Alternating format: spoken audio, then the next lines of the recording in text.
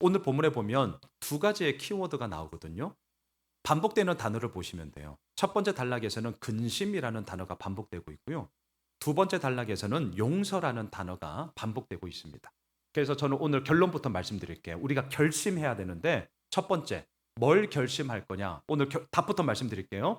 근심 중에 뭔가 결정하거나 근심 중에 뭔가 새로운 일을 하시면 안 됩니다. 자, 오늘 제가 요거 첫 번째 요거 나눌 거예요. 요거 결심하셔야 돼요. 두 번째, 키워드가 용서인데요.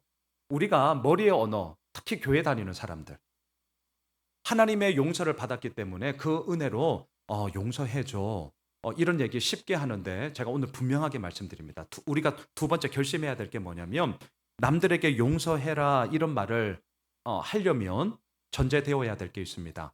내가 누군가를 용서해 준 자로 서 있어야만 그 말을 할 수 있는 자격이 있다. 제가 오늘 요거 두 개 나눌 거예요. 요거 우리가 결심하셔야 됩니다. 이거 의외로 잘 안 되거든요. 자, 오늘 첫 번째. 우리가 고린도 후서를 계속 보고 있습니다. 고린도 성도들에게 바울이 약속한 게 있죠. 지금 에베소에서 나 사역하고 있는데 에베소 사역 마치면 고린도에 올게. 그리고 너희들과 함께 시간을 보내다가 마게도냐로 내가 사역을 이미 계획했기 때문에 가야 되거든. 마게도냐에서 사역을 마치고 끝나면 다시금 고린도로 올게. 나 고린도 두 번 꼭 방문할 거야. 이렇게 약속했어요. 약속 못 지켰잖아요. 그래서 지난주 본문에서 막 난리가 난 거예요. 우리를 우습게 여기냐? 야, 앞에서만 그러더니 뒤에서는 아니요, 아니요. 야, 저런 인간이 목사라고, 저런 인간이 선교사라고. 자, 이랬단 말이죠. 바울이 뭐라고 그랬습니까? 내가 왜 못 갔냐? 지난주는 이렇게 얘기했어요. 너희를 아끼기 때문이야. 엄청 안 와닿죠? 아끼기 때문이야. 야, 사사건건 이래라 저래라 내가 간섭하고 모든 문제에 대해서 내가 개입하면 그것은 곧 나의 명령과 간섭으로 너희들을 통제하려는 나의 잘못된 욕망이라고 나는 생각했어. 그래서 너희들은 이미 믿음에 단단하게 이제 서 가고 있고 이러한 일들로 인하여서 더더욱 하나님 앞에 온전히 서면 좋겠다라는 마음 때문에 내가 안 간 거야. 이렇게 지난주에 얘기했습니다. 그러면서 오늘 본문에서 계속 왜 약속을 못 지켰느냐 이유를 말하고 있거든요. 오늘 본문 1절, 2절을 다시 한번 보셔요. 1절과 2절 우리 같이 읽죠. 시작. 내가 내가 다시는 다시는 너희에게 너희에게 근심 근심 중에 중에 나아가지 나아가지 아니하기로 아니하기로 스스로 스스로 결심하였노니 결심하였노니 내가 내가 너희를 너희를 근심하게 근심하게 한다면 한다면 내가 내가 근심하게 근심하는 한 자밖에 자밖에 나를 나를 기쁘게 기쁘게 할 한 자가 자가 누구냐. 누구냐. 자, 왜 안 갔냐? 근심 중에 나아가면 좋을 게 아무것도 없기 때문에 나 안 간 거야. 요 얘기하는 겁니다. 자, 바울은 고린도 교회의 문제를 해결하고자 첫 번째 했던 것이 고린도 전서 편지를 썼어요. 편지를 통해서 자신의 마음을 밝혔지만 해결이 안 돼요. 그래서 어떻게 했습니까? 내가 직접 가야지. 두 번째 해결 방법으로 직접 갔잖아요. 문제가 해결 안 돼요. 엄청 후회했습니다. 야, 차라리 안 가는 게, 안 하는 게 더 나을 뻔했다. 그냥 안 왔으면 이전에 있던 관계라도 유지하면서 그냥 가면 될 텐데 내가 괜히 와가지고 문제 해결은커녕 좋던 관계마저 다 깨져버리게 생겼고 야, 이게 뭐야? 너무나 큰 상처고 아픔이고 바울에게 너무나 큰 불편함이고 무거움이었습니다. 그래서 그 일 때문에 오늘 본문 2장 1절에서 결심한 게 있어요. 내가 다시는 근심 가운데 다른 거 뭐 하나 봐라. 요거예요. 요거 있는 그대로 우리에게 적용하셔야 됩니다. 이거 그대로 적용하셔야 돼요. 살다 보면 근심할 수 있죠. 살다 보면 이런저런 걱정이 있죠. 믿음 엄청 좋은 분이거든요. 그분에게 걱정 없냐? 걱정 있습니다. 목사에게 염려 없냐? 염려 있습니다. 하지만 잊지 마셔요. 그렇기 때문에 우리가 꼭 기억해야 할 것이 있습니다. 오늘 사도 바울의 결심처럼 근심 중에 뭔가를 결정하거나 특별히 근심이 꽉 차 있는 상태에서 뭔가 새로운 것을 한다? 악수예요. 악수. 위험해집니다. 제가 성경에서 두 가지 예를 한번 들어볼게요. 자막 한번 보셔요. 창세기 34장 7절. 이 사건도 엄청나게 근심 가운데 벌어진 일이거든요. 띄워주시죠. 함께 읽겠습니다. 야곱의 아들들은 들에서 이를 듣고 돌아와서 그들 모두가 근심하고 심히 노하였으니 이는 세겜이 야곱의 딸을 강간하여 이스라엘에게 부끄러운 일 곧 행하지 못할 일을 행하였음이니라. 당연하죠. 화나죠. 머리 꼭지 돌죠. 이런 몹쓸 짓을 당했는데 어느 가족이 가만히 있습니까? 뚜껑 열리는 얘기죠. 이해해요. 저는 더 했을 겁니다. 난리 쳤을 거예요. 자, 그런데 보셔요. 근심하고 화가 난 상태였기 때문에 그 다음 스텝을 어떻게 할 것이냐가 무지하게 중요하단 말이에요. 오늘 요 얘기하는 거예요. 근심 없을 수 없어요. 염려 없을 수 없어요. 다 근심과 염려와 걱정 가운데 우리는 나아간단 말이죠. 그렇기 때문에 그 다음 스텝을 어떻게 할 거냐가 중요하다고요. 지금 야곱의 아들들은 근심했고요. 심히 화가 났거든요. 그래서 여러분들 이 스토리 아시죠? 어떻게 했습니까? 그 가해자와 함께 살고 있는 동네 남자들에게 이렇게 얘기합니다. 정식으로 결혼하려면 할례해야 된다. 우리 유대인들은 할례 안 하면 정식 결혼이 안 돼. 사실 그거 거짓말이에요. 근데 자신들의 의견을 관철하고자 거짓말을 했어요. 할례를 했어요. 형제님들 아시잖아요. 일주일은 거의 꼼짝 말하고 2주, 3주, 한 달 등등 걸어다니기가 불편하단 말이죠. 바로 그때에 이 야곱의 아들들이 뭐 합니까? 칼을 들고 와서 무자비하게 다 죽여버려요. 자, 복수. 오케이. 복수하고픈 마음 우리들에게 있으니까. 하지만 이것은 복수를 빙자한 잔인한 살육이죠. 선을 완전히 넘은 거죠. 이렇게 한다고 문제가 해결되었냐? 해결되지 않았습니다. 해결되기는커녕 그 근심은 더 큰 근심이 되었고요. 화는 더 큰 화가 되어서 야곱의 가족들은 더 이상 그 지역에 살지 못합니다. 다른 곳으로 도망가 버렸단 말이에요. 문제 해결된 게 없어요. 우리 하나만 더 보시죠. 자막을 보십시오. 열왕기상 21장 4절.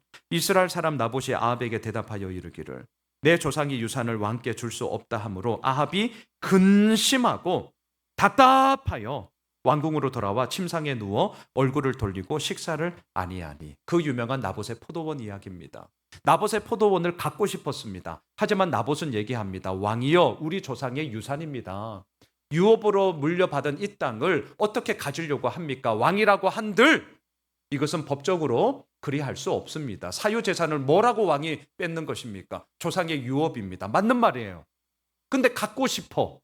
근데 못 가져. 여기에서 드는 근심과 답답함이 아합 왕에게 엄청났습니다. 그래서 집에 돌아갔어요. 왕궁으로 돌아갔어요. 뭐 하고 있습니까? 침대에 누웠어요. 그리고 단식 투쟁해. 이게 무슨 왕이에요? 이게 무슨 어른이야?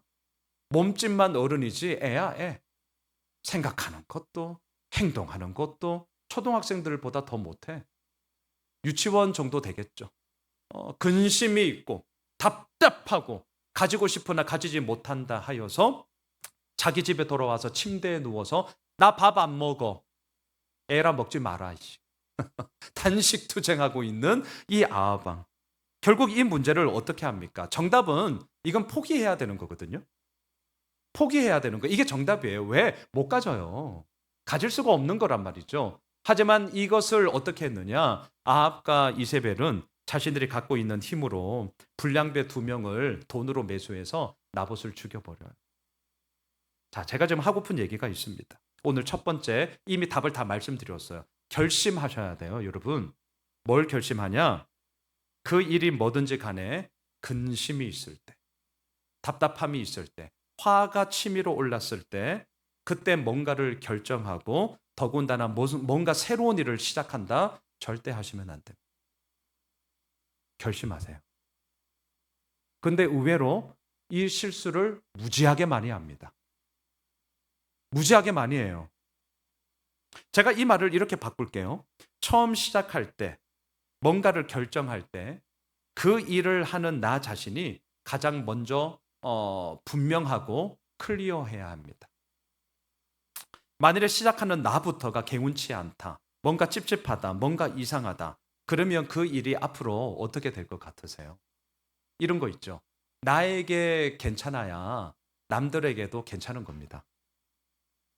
근데 우리는 종종 어떤 착각을 하느냐? 내가 볼 때는 안 괜찮거든요. 근데 착각을 하는 게 있어요. 남들이 볼 때는 괜찮아 보겠지라는 착각을 합니다. 안 괜찮습니다. 나에게 안 괜찮으면 남들에게도 안 괜찮은 거예요. 근데 우리는 이걸 자꾸 까먹어요. 여러분 잊지 마셔요. 그게 무엇이든지 간에 출발점에 서 있는 나 자신이 나 스스로가 괜찮아야 되고 분명해야 되고 클리어해야 된단 말이죠. 제자반 2학기 때 우리 제자반 식구들 기억나세요? 그 교재 가운데 조지 뮬러 목사님 얘기가 있거든요. 19세기 때 영국에서 목회했던 목사님인데 이분은 특수 목회자예요.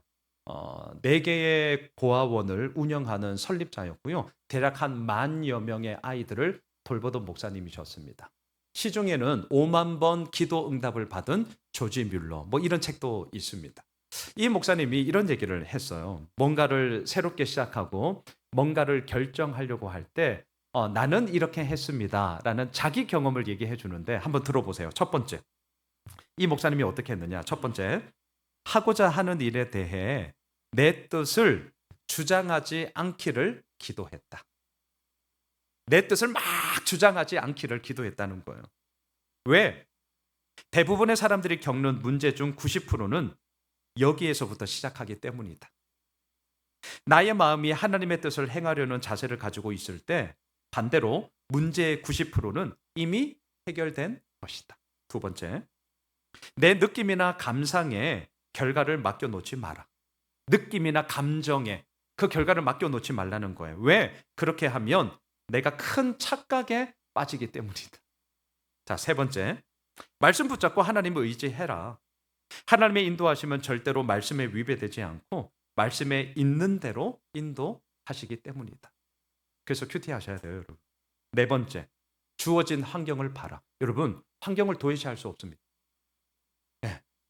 근데 문제는 환경만 보는 건 문제예요. 하지만 환경은 봐야 돼요. 이 뉘앙스를 잘 좀 들어봐 주세요. 다섯 번째, 하나님의 뜻이 온전히 내 가운데 깨달아지기를 계속 기도해라. 이건 당연한 거죠. 네.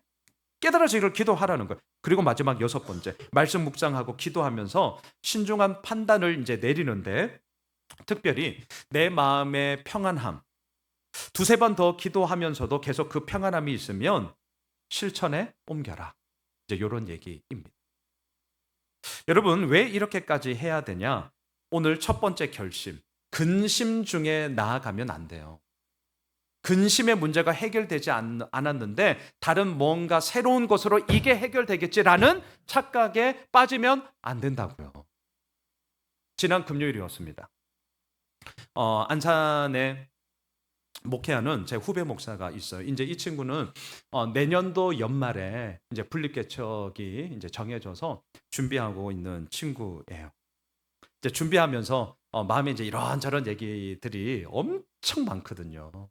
목사는 목사의 마음을 알고 또 제가 이미 이제 그 길을 걸었던 선배이기 때문에 이제 저를 찾아왔어요. 마음이 어때?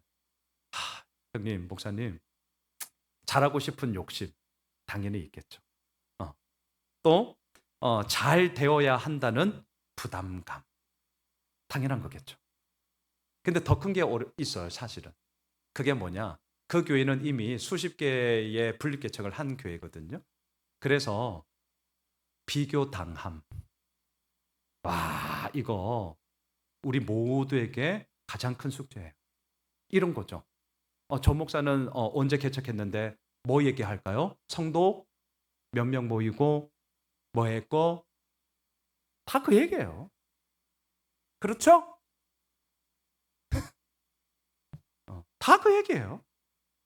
양순호 목사는 개척했는데 요렇대 요거. 예.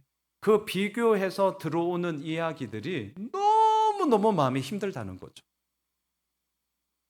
제가 말했습니다. 야, 나는 지금도 어려워. 그러는 가운데 실은 저를 찾아온 그 속내가 있었어요. 목사님, 사실은 지난달에 제가 교회 이름은 얘기하지 않겠습니다. 지금 진행형인 교회이기 때문에 수원에 있는 꽤 큰 교회예요, 대신에. 공식적인 루트는 아닌데 이제 본인한테 담임 목사 청빙이 들어왔다는 거예요. 어떻게 하실래요? 박상구 집사님 어떻게 하실래요? 지금 예수호미술교회 지금 성도로서 우리 일부 예배 때 제가 장로님들한테 물었거든요. 장로님들의 대답이 뭐였을까요? 어떻게 하셨어요? 가! 어, 제가 이렇게 대답을 했습니다. 선악과를 왜 따먹겠니? 선악과를 왜 따먹었겠니? 보암직하고 먹음직하고 탐스럽기 때문이야. 그렇지 않으면 우리 선악과 안 따먹어. 이미 분립 개척 결정했잖아. 그리고 이미 이제 내년부터 너 본격적으로 준비하고 그 마음에 어려움이 있어서 나 찾아온 거 아니야? 그런 과정 속에 이런 달콤한 이야기들이 사탕이 훅훅 들어오면 고민 엄청 되는 거 이해한다. 그런데 너 잊지 마라. 선악과 따먹으면 너 죽어. 제가 웃으면서 이렇게 무서운 얘기를 했어요. 웃으면서. 면전에 대놓고. 너 선악과 따먹으면 그 사탕 먹으면 너 죽어. 웃으면서. 더 무섭죠? 개척해라. 맨 땅에 헤딩하는 것도 아니고 얘기를 들어보니 와 조건이 뭐 재정, 사람 나보다 꽃배기 2배도 아니고 꽃배기 3배야. 내가 시작한 것보다. 못할 게 뭐가 있어요? 야 내가 그렇게 시작했으면 벌써 해라. 해라. 목사가 설교하면서 하나님의 은혜 어쩌고 저쩌고 설교 강단에서는 모든 목사들이 멋들어지게 얘기하더라. 근데 성도들 안다. 그냥 강단에서 글씨 몇 개 타이핑 쳐서 하는 얘기랑 정말 그 목사가 눈물 흘리면서 몸으로 경험하면서 어설프게 얘기할지라도 그 가슴을 통해서 나오는 말은 달라. 개척해. 개척하면 네가 강단에서 그렇게 떵떵거리던 하나님의 은혜가 진짜 어떻게 이루어지는지 경험하게 돼. 그래서 제 얘기했어요. 그리고 축복하고 격려했습니다. 흔들리지 마라. 먹으면 죽어. 여러분 오해는 하지 마세요. 오해하지 마세요. 창빙이 잘못됐다는 거 아니에요. 대상에 따라서 저 늘 이런 답 하지 않습니다. 대상 보고 얘기하는 거예요. 오해는 하지 마십시오. 자, 여하튼 오늘 첫 번째 포인트.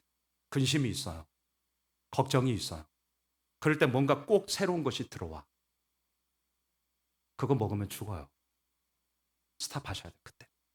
그리고 뭐 어떻게 해야 되느냐? 아까 조지 뮬러 목사님 예를 들었잖아요. 한번 그렇게 해보셔. 예, 말씀과 기도로 거룩하여지는 건데 맞습니다. 그리고 그 가운데서 상황도 보셔야 돼요. 상황 보지 말라는 거 아닙니다. 그리고 그 가운데서 끊임없이 나누셔야 돼요. 예, 믿음의 동력자들과 나누셔야 돼요. 그러면서 그 가운데서 하나님이 주시는 마음이 생깁니다. 그거 붙잡고 가면 되는 거거든요. 자, 두 번째. 오늘 본문에서 용서라는 단어가 계속 반복이 됩니다. 오늘 두 번째 키워드는 우리가 결심해야 될 게 뭐냐? 남들에게 용서해라 라는 말을 하려면 내가 먼저 그 누군가를 용서한 자여야만 한다는 거. 우리는 믿는 사람인지라 하나님의 은혜를 받았고 용서함을 받았어요. 맞아요. 그런데 그러다 보니까 용서라는 말이 때로는 다른 누군가에게 너무나 쉽게 남발되는 경우가 있습니다. 우리 그러지 않았으면 좋겠습니다. 이거 좀 결심해 주시죠. 우리 이걸 좀 결심합시다. 오늘 본문 5절을 보셔요. 오늘 본문 5절. 우리 같이 한번 읽을까요? 시작. 근심하게 한 자가 있었을지라도 나를 근심하게 한 것이 아니요 어느 정도 너희 모두를 근심하게 한 것이니 어느 정도라 함은 내가 너무 지나치게 말하지 아니하려 함이라. 자, 성경을 잘 보시면 고린도 교회 안에 바울을 근심케 하는 자가 있는데 단수예요, 복수예요? 근심하게 한 자, 단수. 저는 이런 거 성경 볼 때 되게 유심하게 봅니다. 근심하게 한 자들이 아니에요. 다수가 아니라는 거죠. 근심하게 한 자, 한 사람일 수도 있고 많아봤자 소수라는 거예요. 자, 저는 이걸 좀 생각을 하면서 이게 생각이 났습니다. 이거 한번 생각해 보셔요. 나를 칭찬하고 나를 격려하고 나를 축복하는 100마디의 말을 들었어요. 자, 100마디의 말을 반대로 나를 비난하고 나를 책망하고 나를 욕하는 한마디의 말을 들었어요. 뭐가 더 마음에 남으셔요? 후자죠. 이게 우리거든요. 이게 우리예요. 후자예요. 100의 100 후자예요. 칭찬받고 격려하고 서로 축복하는 말은 너무나 그 시간에는 힘이 되고 막 에너자이저가 되고 너무나 좋거든요. 근데 단점은 유효 기간이 너무 짧아. 유효 기간이 너무 짧아. 근데 그 순간뿐이야, 사실은. 그런데 나를 책망하고 나를 비난하고 나를 욕하고 뒤에서 씹는 얘기를 들었어. 몇 개월이 지나도, 아니 몇 년이 지나도, 아니 몇십 년이 지나도 안 잊혀져요. 안 잊혀져요. 자, 지금 바울이 똑같았습니다. 고린도 교회에 이런저런 많은 얘기가 있었는데요. 그것으로 인해서 바울을 근심하게 한 자들이 아니라 근심하게 한 자는 소수였습니다. 언제나 그래요. 다수가 많은 사람들 때문에 힘들어한 것이 아니라 소수의 몇 사람들이 하는 그 몇 마디 때문에 바울도 근심했다는 거죠. 게다가 오늘 본문 5절에 보면 혹시라도 오해를 불러일으킬까 봐 지나치게 말하지 않기 위해 어느 정도라는 이 표현을 씁니다. 바울과 되게 지금 안 어울려요. 바울은 엄청 직설적이거든요. 근데 어느 정도라는 표현을 왜 써요? 왜 에둘러서 표현합니까? 사람들로부터 오해를 사기 싫어서. 되게 지금 조심스러워해요. 그럴 수 있죠. 그런데 잘 보셔야 됩니다. 조심스럽다 하여서 할 말을 안 했냐? 아니요, 그건 아닙니다. 이게 중요해요. 조심스럽죠. 혹시라도 오해를 불러일으킬까 봐 저도 되게 조심스러워하는 게 있거든요. 하지만 조심스럽다 하여서 내가 해야 할 말을 안 하냐? 그러면 안 됩니다. 해야 할 말을 해야 돼요. 6절을 보십시오. 사도 바울이 해야 할 말은 이거였거든요. 같이 읽겠습니다. 이러한 사람은 많은 사람에게서 벌 받는 것이 마땅하도다. 이겁니다. 5절에서 에둘러서 어느 정도 이렇게 에둘러 표현했지만 되게 조심스러워했지만 할 말은 했습니다. 이런 사람이 누구예요? 다른 누군가에게 근심케 하는 사람. 아무것도 근거도 없이 여러 가지 많은 분란을 일으키는 이런 사람들은 벌 받는 것이 마땅해. 할 말은 해요. 자, 할 말은 했습니다. 그러면서 7절을 보시죠.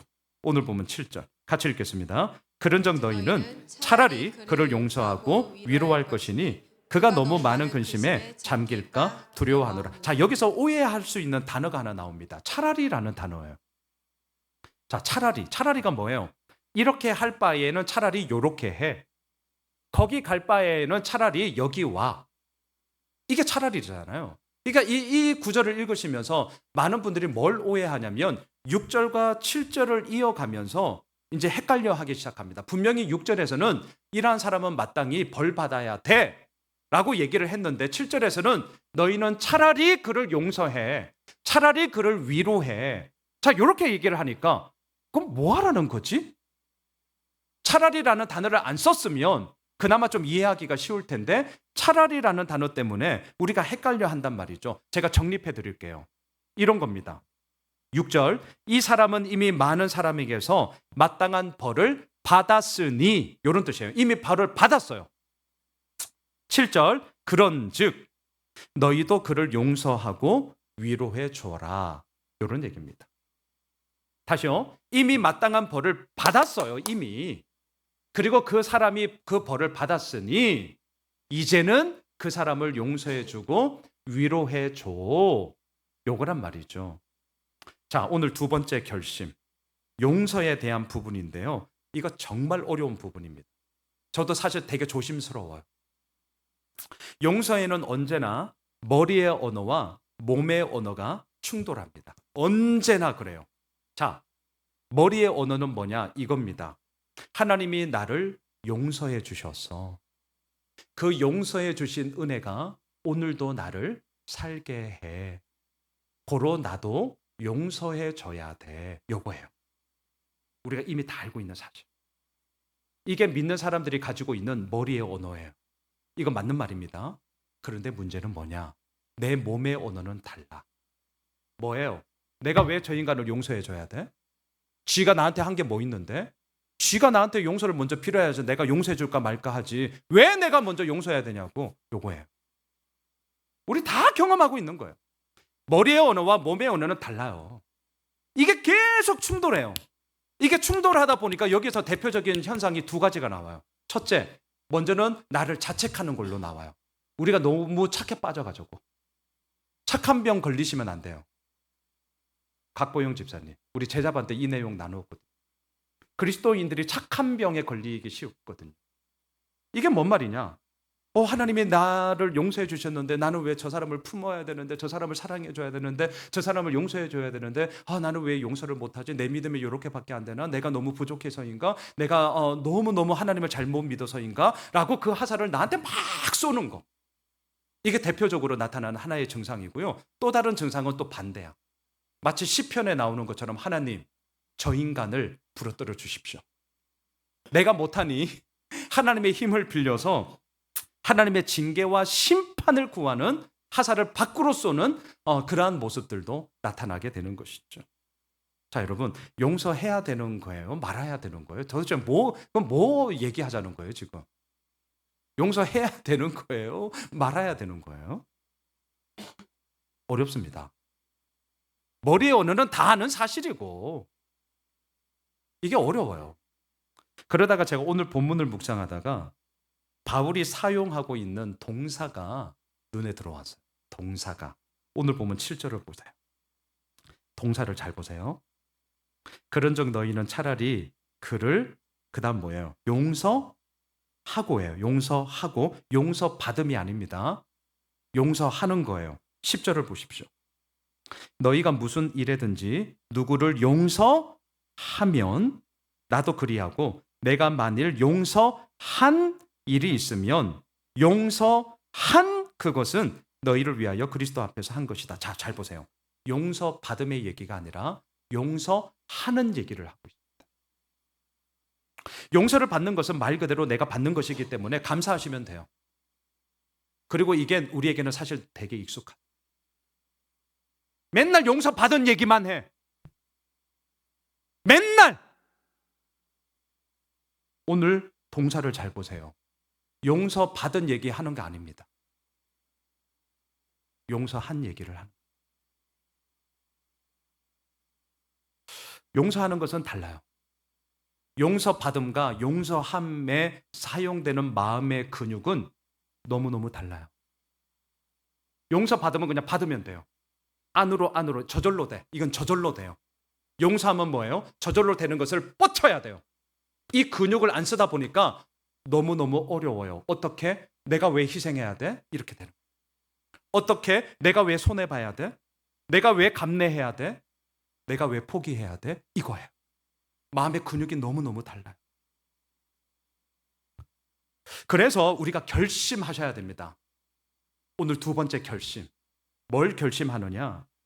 남들에게 용서해라 이렇게 말하기 위해서는요. 그렇게 말하는 내가 먼저 다른 누군가를 용서한 자격이, 용서한 일이 있어야 됩니다.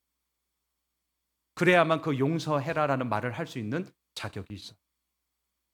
이거 결심하셔야 돼요. 너무 남발하시면 안 됩니다.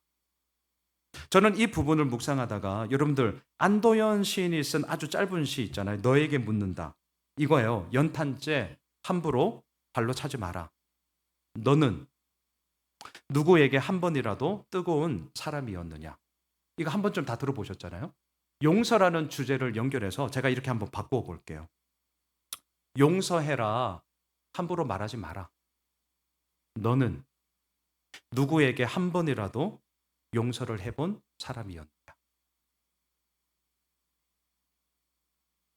여러분, 용서해라, 용서해야 한다. 우리 알고 있습니다. 예수 믿는 우리의 머리의 언어 정답은 이거라는 거 우리 알고 있습니다. 하지만 이러한 정답이 우리의 해결되지 않는 마음, 여전히 용서하지 못하는 문제를 막무가내로 옥죄이는 올무가 되지 않았으면 좋겠습니다. 용서하지 못한다 하여서 내 믿음이 부족하다. 아직 멀었다. 나 자신을 폄하하거나 다른 이들을 믿음 없는 사람으로 단정 짓지 않았으면 좋겠습니다. 우리 이거 결심하셔야 됩니다. 우리 이거 결심하셔야 돼요. 말씀을 정리하겠습니다. 결심한다는 거 쉽지 않습니다. 시간이 지난다고 저절로 되는 것도 아닙니다. 자막을 보십시오. 누가복음 9장 51절인데요. 함께 읽겠습니다. 예수께서 승천하실 기약이 차감해 예루살렘을 향하여 올라가기로 굳게 결심하시고, 예수님도 결심하셨는데요. 굳게 결심하셨어요. 왜 굳게 결심하셨을까요? 예루살렘으로 올라가면 십자가 죽음을 당해야 했기 때문이죠. 내가 죽어야 한다는 것을 뻔히 아는 그 어려운 길을 가야 되는데 얼마나 힘드셨을까요? 굳게 결심하셨다고요. 예수님이 하물며 우리일까 보냐. 여러분 어떠셔요? 우리 굳게 결심해야 합니다. 아니 목사님 굳게 결심하면 뭐합니까? 작심 3일인데 괜찮습니다. 괜찮아요. 그 3일간만이라도 해보는 거죠. 그리고 그 해보는 시간 속에 나의 연약함을 보게 되는 거 아니에요? 어제 우리가 큐티했던 본문, 나의 한계, 나의 끝을 보면서 하나님이 행하시는 일을 선포하며 고백하며 엎드리는 게 그게 우리 사람 아니에요? 작심 3일이라도 한번 해보자고요. 굳게 결심하는 일들이 우리의 가운데 있어야죠. 사랑하는 우리 예수오미실 가족 여러분, 우리의 결심함, 우리의 작정, 우리의 뜻을 정함, 그 속에서 무엇보다 하나님의 다스리심, 하나님의 이루심, 하나님의 성취하심을 우리는 경험하게 될 것입니다. 올 한 해 딱 10일 남았거든요. 10일 남아있는 이때에도 굳게 결심하셔요. 새해만 해야지 안 될 겁니다. 지금 안 되는 거는 그때도 안 됩니다. 작심 3일 괜찮습니다. 우리 굳게 뭐든지 간에 한번 결심해 보시죠. 그리고 그 길 속에 나의 한계도 한번 경험하고요. 그 한계 앞에 하나님께서 부어주시는 은혜도 경험하고요. 그 믿음의 선순환들이 우리들 가운데 풍성히 이루어지는 귀한 한 주간이 되길 주님의 이름으로 축복합니다.